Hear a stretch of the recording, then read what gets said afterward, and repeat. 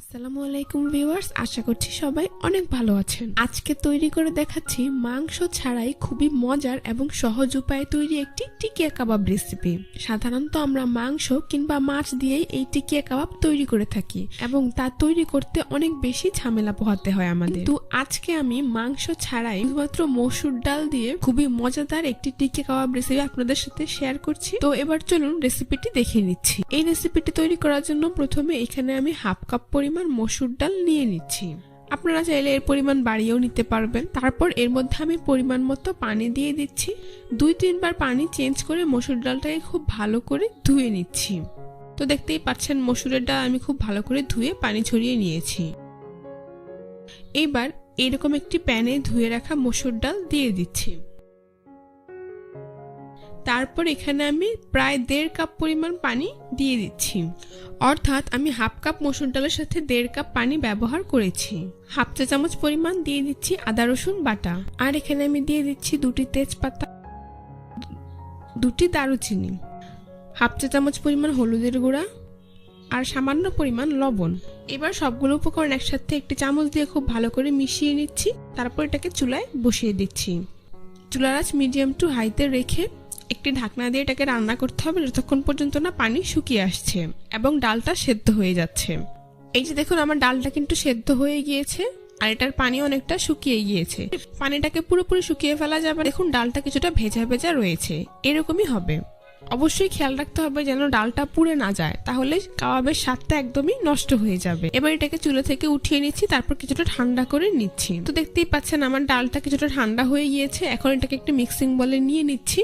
তারপর এর মধ্যে থাকা তেজপাতা দারুচিনি এখান থেকে উঠিয়ে নিচ্ছি। এইবার আমি এর মধ্যে দিয়ে দিচ্ছি হাফ চা চামচ পরিমাণ আদা রসুন বাটা, দিয়ে দিচ্ছি হাফ চা চামচ পরিমাণ ভাজা জিরার গুঁড়ো, ধনিয়ার গুঁড়ো দিয়ে দিচ্ছি হাফ চা চামচ পরিমাণ, গরম মশলার গুঁড়ো হাফ চা চামচ পরিমাণ, লাল মরিচের গুঁড়া হাফ চা চামচ পরিমাণ, আর 1/4 চা চামচ পরিমাণ দিয়ে দিচ্ছি সাদা গোলমরিচের গুঁড়া, সয়া সস 1 চা চামচ পরিমাণ। তারপর এখানে আমি দিয়ে দিচ্ছি পেঁয়াজ কুচি 1 কাপ পরিমাণ, পুদিনা পাতা কুচি দিয়ে দিচ্ছি 1 টেবিল চামচ পরিমাণ। আপনারা চাইলে এর পরিবর্তে ধনিয়া পাতা কুচিও দিতে পারবেন। কাঁচামরিচ কুচি 3 থেকে 4টি, আর 1 টেবিল চামচ পরিমাণ টমেটো সস। তারপর 1 চা চামচ পরিমাণ দিয়ে দিচ্ছি রান্নার রেগুলার তেল। আপনারা চাইলে এখানে ঘিও ব্যবহার করতে পারবেন। সবশেষে এখানে আমি দিয়ে দিচ্ছি স্বাদ মতো লবণ। লবণের পরিমাণটা একটু বুঝে দিবেন, যেহেতু আমরা ডালটা সেদ্ধর সময় লবণ ব্যবহার করেছি। এবার সবগুলো উপকরণ একসাথে খুব ভালো করে মিশিয়ে নিচ্ছি।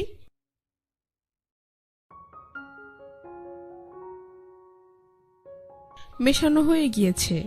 এ পর্যায়ে আমি এর মধ্যে প্রায় 3/4 কাপ অর্থাৎ 1.25 কাপ পরিমাণ পাউরুটির গুঁড়ো দিয়ে দিচ্ছি। একদম ফ্রেশ পাউরুটি আমি গুঁড়ো করে নিয়েছি। তারপর কিছুটা রোদে গরম করে এবার এর মধ্যে দিয়ে দিচ্ছি।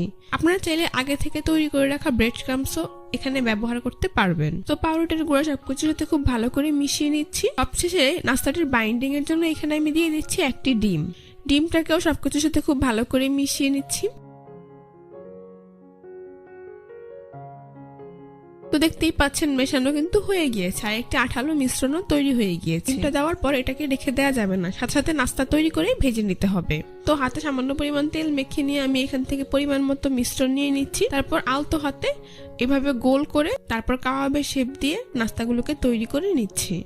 এবার সরাসরি এগুলোকে ভাজতে চলে যাচ্ছি। এই নাস্তাগুলো তৈরি করে রাখা যাবে না, একটা করে তৈরি করে সাথে সাথে তেলে দিয়ে দিতে হবে। চুলে একটি প্যানে পরিমাণ মতো তেল দিয়ে দিয়েছি এবং তা মিডিয়াম হিটে গরম করে নিয়েছি। নাস্তাগুলোকে একে একে তৈরি করে গরম তেলে দিয়ে দিচ্ছি। নাস্তাগুলো দেওয়ার পর অবশ্যই চুলার আঁচ মিডিয়ামে রাখতে হবে এবং প্রথমে যে নাস্তাগুলো দিয়েছি সেগুলো কিছুক্ষণ পর উল্টে দিতে হবে, তা না হলে সেগুলো পুড়ে যেতে পারে। ঠান্ডা তেলে এই নাস্তাগুলোকে ভাজা যাবে না, তা না হলে এগুলো খুলে যেতে পারে। তো কিছুক্ষণ পর পর আমি উল্টে পাল্টে নাস্তাগুলোকে ভেজে নিচ্ছি। দেখতেই পাচ্ছেন আমার নাস্তাগুলো কিন্তু ভাজা হয়ে গিয়েছে, খুব সুন্দর কালার চলে এসেছে। এখন আমি এগুলোকে একটি ছাঁকনি দিয়ে তেল থেকে তুলে তারপর একটি নাস্তার প্লেটে নিয়ে নিচ্ছি।